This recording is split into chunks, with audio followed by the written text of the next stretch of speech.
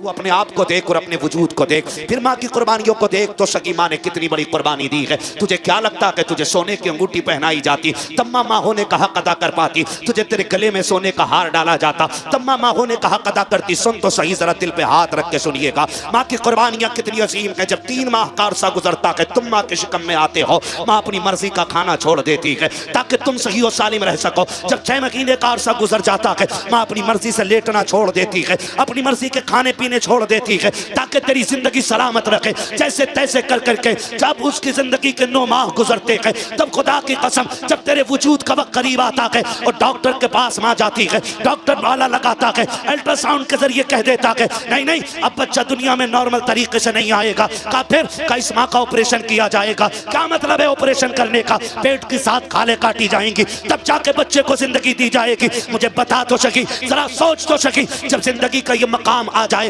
موت دروازے پہ آ کے دستک دے رکھی ہو، اور ماں وہ بوڑھی ماں جس نے کبھی زندگی میں قلم چلانا نہ سیکھا ہو، وہ ان پڑھ ماں جس نے کبھی اسکول کا منہ نہ دیکھا ہو، ہاسپٹل کی دہلیز پہ لے جا کر کے ڈال دی جاتی ہے۔ تم پوچھنا چاہتے ہو ماں نے کیا کیا ہے تو سن اور کان کھول کے سن لے، ماں نے کتنی بڑی قربانی دی ہے۔ جب ماں کے آپریشن کا نمبر آتا ہے ایک فارم لایا جاتا ہے اور اس ان پڑھ ماں سے کہا جاتا ہے اس پہ انگوٹھا لگایا جائے۔ ماں پوچھتی ہے کس چیز کا انگوٹھا ہے؟ سامنے باپ بھی کھڑا ہے، تاؤ چچا بھی کھڑے ہیں، ماموں نانا بھی کھڑے ہیں، کہا اس پہ لکھا ہوا ہے اگر یہ عورت مر گئی تو ہماری کوئی گارنٹی نہیں ہے، ہم اس کی گارنٹی نہیں لیتے ہیں، یہ مر بھی سکتی ہے۔ اتنا سننے کے بعد خدا کی قسم ہر بندہ رو دیتا ہے کہ یہ موت کے کاغذ کے دستخط ہیں، کتنی آسانی سے کرانے آ گئے ہو، سب کانپ جاتے ہیں، لیکن خدا کی قسم کھا کے کہتا ہوں اٹھاؤ تاریخ کے اس باپ کو بھی، جا کر کے ماں کے کلیجے کو دیکھو۔ جب چچا بھی رو رہا ہے، باپ کی آنکھ میں بھی آنسو ہے، ننیان والے بھی تڑپ جاتے ہیں، ہائے میری بیٹی کا کیا بنے گا؟ ماں کہتی میری بیٹی کا کیا ہوگا، بہن کہتی میری بہن کا کیا ہوگا،